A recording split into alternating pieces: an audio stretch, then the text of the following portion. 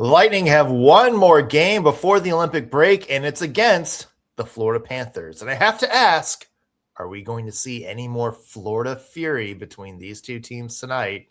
We'll talk about it on Locked on Lightning.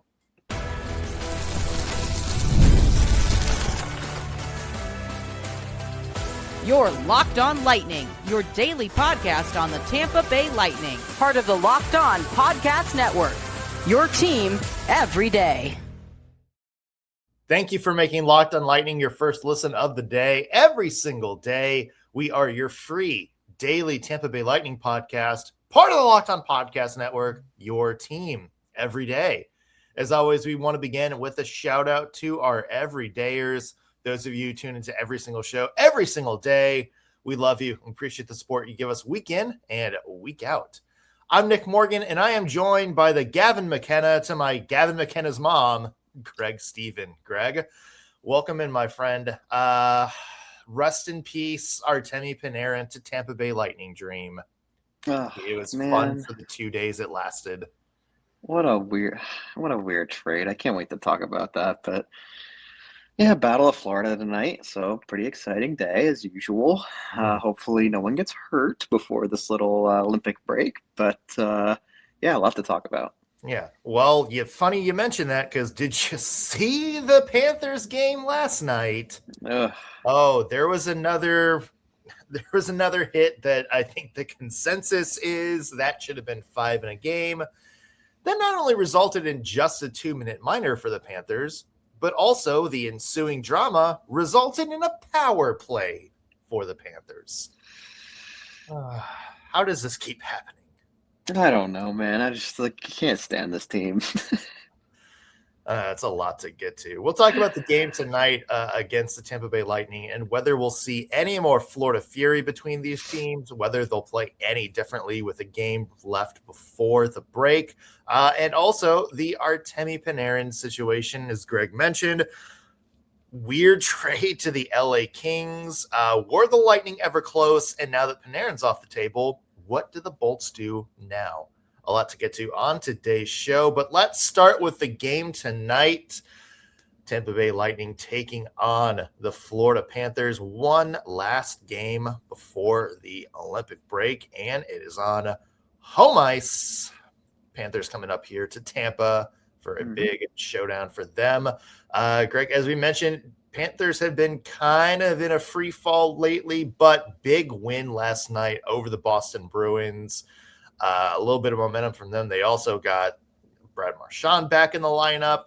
They're starting to get some people healthy. Anton Lundell, who was out for a while, came back last night. Greg, if you're the Bolts, you do not want to see the Florida Panthers going into the Olympic break on another positive note. Completely agree with you. And you don't want to see the Lightning headed into the Olympic break with any more injuries. And we kind of know how this matchup goes, don't we? If I'm the Lightning, I'm sitting Hagel here, to be honest with you, but I know that won't happen. I'm a little scared of this game, to be honest with you, especially after, the tempers last night with the Florida Panthers. I just want to come out of this game unscathed more than anything. A win would be obviously massive, right? But I think health is kind of your primary goal in this game. And it probably is for the Panthers, too, because they've been banged up all season. Just got Kachuk back in the lineup, a couple weeks ago. You just got, Brad Marchand back from a little bit of an injury. You have a lot of players. I think they had – what did they say on the broadcast yesterday? Like 13, 14 players that are headed to the Olympics. It was some insane number like that. Yeah. Nobody on their team wants to get hurt either. Right. In theory, Greg, this should be a game in which, maybe the physicality of past games goes down a notch. That's the theory, but it's the Panthers and the Lightning. There's still very much bad blood between these two teams. These two teams don't like each other. And the Lightning, I think, are trying to have a big win at home ice. And again, the Panthers are trying to, I think, jumpstart their season, and getting a big win over their arch rivals, the best team in the East, would certainly do that. So I'm going on a limb and saying I don't think we'll see the on paper this is how it should go type of game tonight. I think we are going to see a lot of physicality. I think we are going to see people toe the line a little bit. And again, I think we may be talking about a couple of, say, controversial storylines tomorrow by the time this game is done. Not necessarily, an illegal injury or, anything like that, but maybe some temper. Yeah, I agree. I'm hoping this game is dialed down just a little bit at the very least. I just don't want to see. I think I'm honestly mostly worried about Hagel.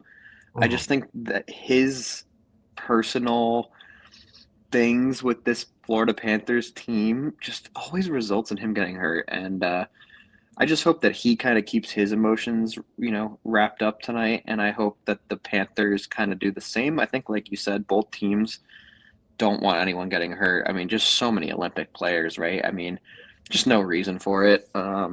But it is also just a massive divisional game. I mean, this is 4 points, right? Like, this is a huge swing. Yeah. This is a chance for the Lightning to keep the Panthers buried in the standings and a chance for them to stay even further up on top. So I think it is an extremely meaningful game. But that being said, we'll see. I mean, look, this matchup for me is all about Nikita Kucherov and how well the Florida Panthers play against him. And we'll see how that goes. But I think with how well Kucherov has been playing lately, man, I mean, he has 16 points in his last 5 games. Yeah. It's just absurd. So I think as long as Kuch keeps rolling, this could be a win, especially on home ice. And I think we saw the stat yesterday, the Nikita Kucherov pace is, I think they said 60 points in 23 games. Yes. Yep. It was some ungodly pace that hasn't been seen in the NHL since Wayne Gretzky or something like that. That's how rare the pace is. And I'm with you. I think he is kind of the key tonight because I think if he's able to keep up the pace that he's on, it's going to be tough for Florida to stop him right now. You mentioned Brandon Hagel, and you were like, hey, this is a game where I would just consider hitting Brandon Hagel because of all the past history between these two. You can't really do that because, again, you're extremely banged up front. You don't have Anthony Cirelli. You don't have Nick Paul. I don't think you would see Braden Point in this game, although we haven't heard anything about his Olympic status, so not sure what's going on there. So you're already thin 2 key forwards, so you can't really do the whole, hey, we're going to take Brandon Hagel out of this game to give him some rest because you're putting yourself in an even deeper hole. To me, I think a big key for me and the key matchup that I'm watching is that second line, that new look second line of Dominic James, Gage Gonzalez, Oliver Bjorkstrand. We always talk about the Florida depth and how it sort of overran, the Lightning in the last 2 playoff series. Well, it's not a lot of depth due to these injuries. And so if you're Dominic James, Gage Gonzalez, and Oliver Bjorkstrand, you're kind of playing a bigger role tonight. And I think, you are going to be relied on for some scoring pop. And Dominic James, I think, is a player. We talk about his defense a lot. We talk about his, prowess. Gage is somebody that I think when he's on, he looks good, but has just kind of had trouble finding a consistent place to play this year. And, Bjorkstrand has been sort of sparsely used at 5-on-5 for one reason or another this year. So for me, those 3 together, they're playing in, I think, more of an offensive role that I don't think any of them have really been used to this year. But tonight, I think in particular against a deep Florida team, they're not only going to have to win their matchups, I think they're also going to have to contribute a lot on the score sheet too, because like you said, Nikita Kucherov is the key to this game. And I think the Panthers are going to do whatever they can to key up on him and make it hard for him to score. That's where I think, you want your depth to come in here. Yeah, completely agreed. Another small thing that I'm thinking about is Scott Sabrin. I mean, we saw him come back, and we know his beef this season with this Panthers team as well, right? So Oh, I'm a little nervous about him playing in this game. I'm not 100% that he is or is not, but if he is, that's something that could really amplify the heat and emotions of this one. it sounds like he's going to play unless somebody Right. unexpectedly comes back. But Exactly. yeah, I'm not. Our Scott Saberin's a guy that I think can protect himself pretty well. I'm For sure. more worried about Brandon Hagel. Again, injuries I think would be the worst case scenario for this game. And God, if it happens again, I'm not saying it will. I'm going to do what therapists have taught me before and just assume good intent, not necessarily rush to the worst case scenario. But God, if another questionable injury happens on a questionable hit, where there's a lot of people that are going to be ready to burn Sunrise, Florida to the ground, and not just in Tampa, but across the NHL as well. So, I was going to say the whole league's watching this. So yeah, well, now you got the Bruins fury from yesterday. Although McAvoy did come back, it was about to have like the entire USA fury if he did not return for that game. But yeah, it's funny when it happens to Bruins how much more national spotlight is in what's going on and how much more there is. Of course, hey, appreciate that, Bruins fan. We're actually going to have picks and predictions for this game, and one big prediction coming up here a little bit later in the show. But coming up, the Artemi Panarin pipe dream to Tampa.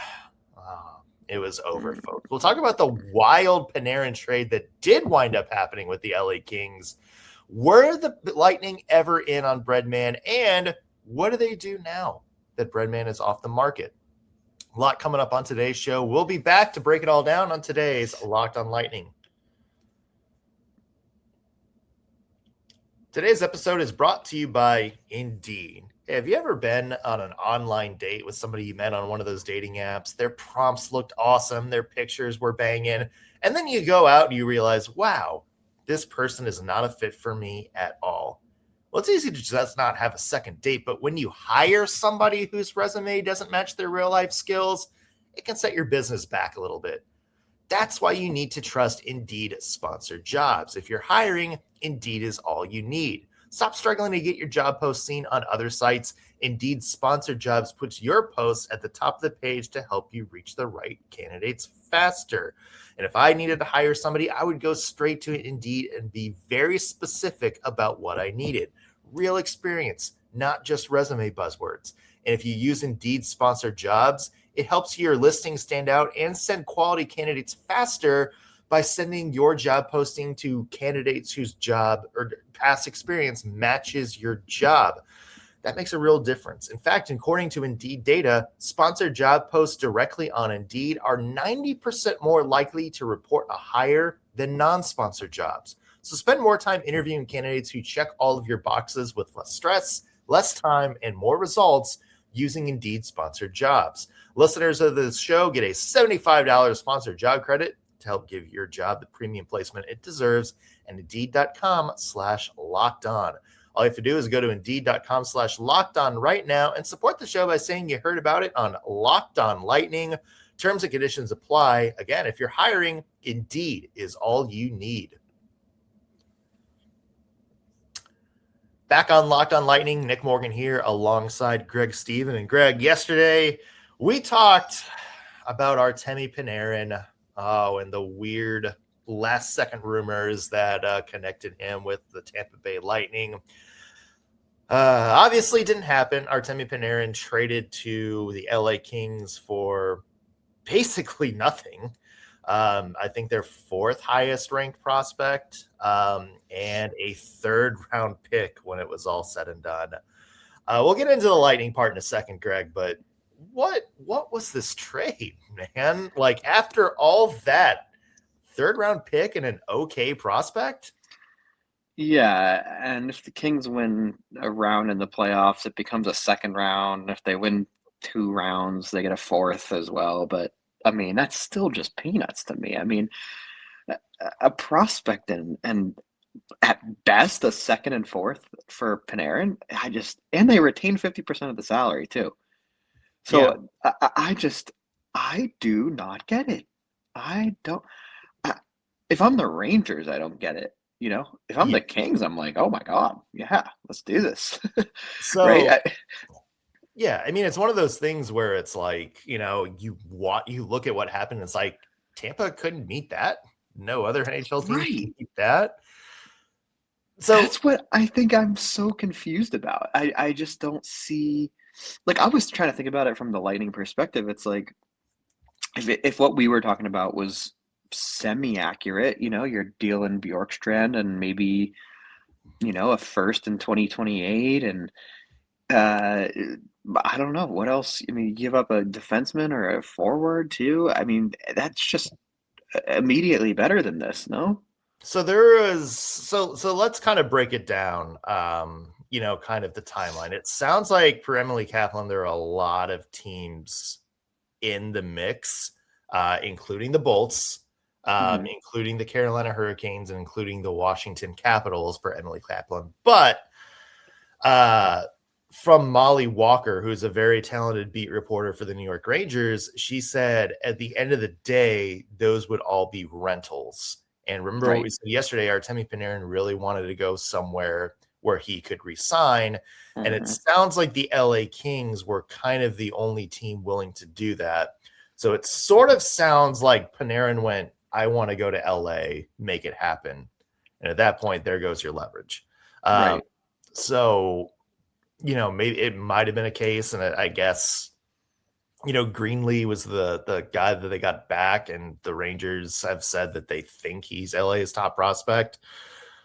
I don't know if I agree with that, but I think it's a case of our backs were against the wall a little bit. We had to make a deal. Our leverage was kind of cut out from under us, but yeah, from the Tampa perspective, Greg, I mean, it sounds like a deal would have hinged on, sounds like a deal would have hinged on Panarin re-signing. And we saw the contract extension he signed with the Kings yesterday, 2 years, $11.5 million. I'm not sure. I think math-wise, you might be able to make it work, but I'm just not sure how that cap number would fit with the Tampa Bay Lightning when your priority at this point is probably re-signing Darren Radish. And then in the summer, your priority is going to be getting Nikita Kucherov signed to his new deal. Yeah, no, you're right for sure. My only argument is that he would have taken less than 11 million to stay in Florida, right? I mean, the tax break. I mean, California is one of the highest tax tables, right? I mean, so he went to one of the highest taxed states. I mean, if you come to Florida, you're keeping more of that money, and you'll probably sign for at least a little bit less. And I don't know. In my eyes, like, the Lightning could have done 2 years. Like, it's not like he signed for 7, right? Yeah. I don't know. It seems so feasible, and I'm just so shocked. Like, In I theory, also just I also just think, if you want to win, I don't know if the Kings are the team this season. I don't think they're a bad team.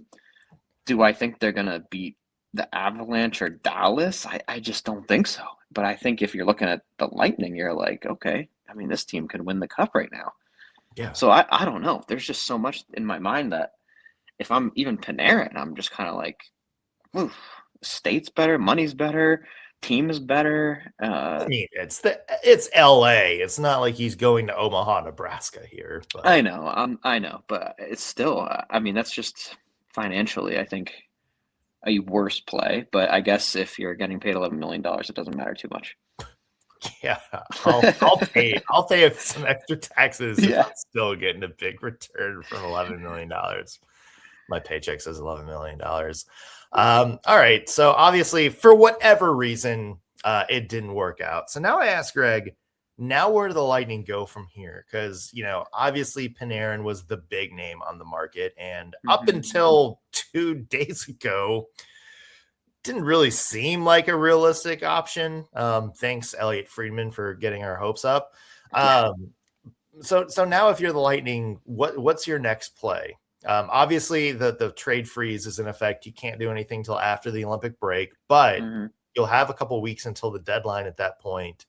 Are you still trying to make another big swing for this season? Or are you standing back and going, you know what? We just got Hetman back. We just got McDonough back. Lilberg's on the horizon. You know, we're going to get some forwards healthy and Braden Point and Anthony Cirelli. Those are our trade deadline acquisitions. Yeah, last time we talked about this, I think I was talking about how I would just sit and wait right now, and I'm standing with that. I think there's no move. I mean, obviously you can't right now, but I think right now on paper, I'm not making any moves after the deadline or after the Olympic break, unless there's more injuries or some kind of recovery for one of these guys is extended for whatever reason. I just don't think right now I have any desire to tinker with this team. They're just so good. And you got guys coming back, right? I mean, Point is an insane center. I'm not replacing him. And we are looking at the defensemen that are coming back, right? I think it all looks really good right now. And I just don't think there's a need to make a move necessarily. Yeah, I'm with you 100%. I think it's going to be one of those things where if something falls in their lap. Right.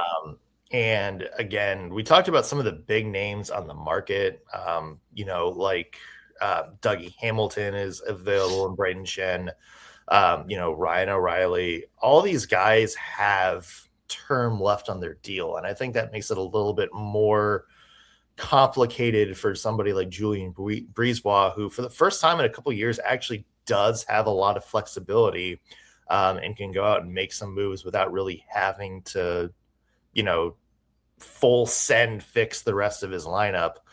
So I do think you might see more of a rental or somebody with term but a little less money. I'm still looking at Blake Coleman. I would love a Blake Coleman return. I mean, why not? The Yanni Gord return worked out well last year.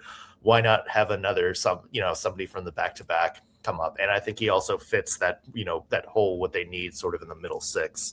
But I'm with you. I think the reason the Lightning are in such a good spot is because they don't have to make a move.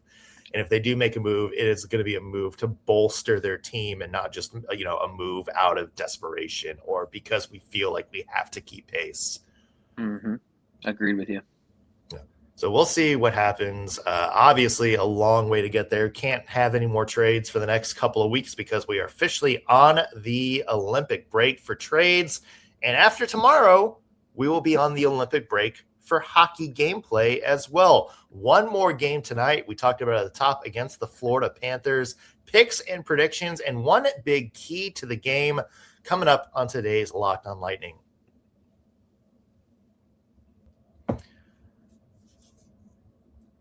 We're back on Locked on Lightning. Nick Morgan here alongside Greg Steven. And Greg, Panthers in town to take on the Tampa Bay Lightning. One more Battle of Florida before the Olympic break. Greg, give me one big key to the game if you're the Tampa Bay Lightning to beat the Florida Panthers.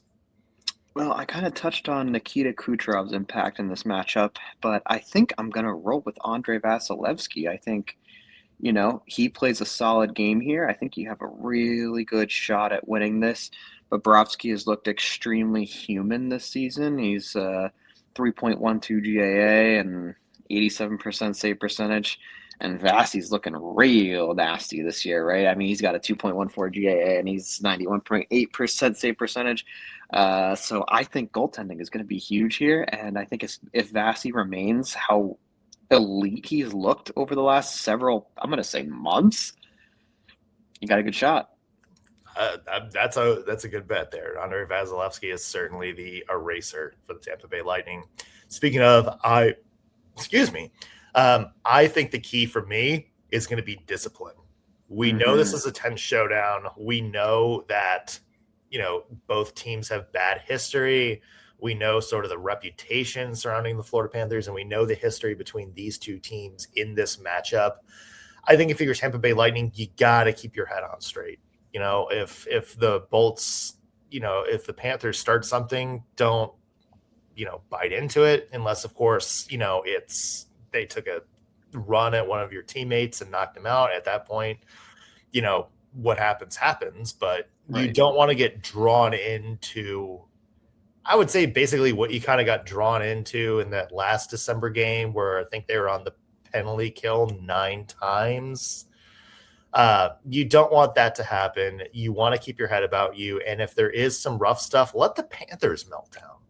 Right. Keep your head about you. Try to get some chances on the power play. You just got to know what's happening. You got to know the Panthers game. And I think staying out of the box is going to be a key role for the Lightning to win this game tonight.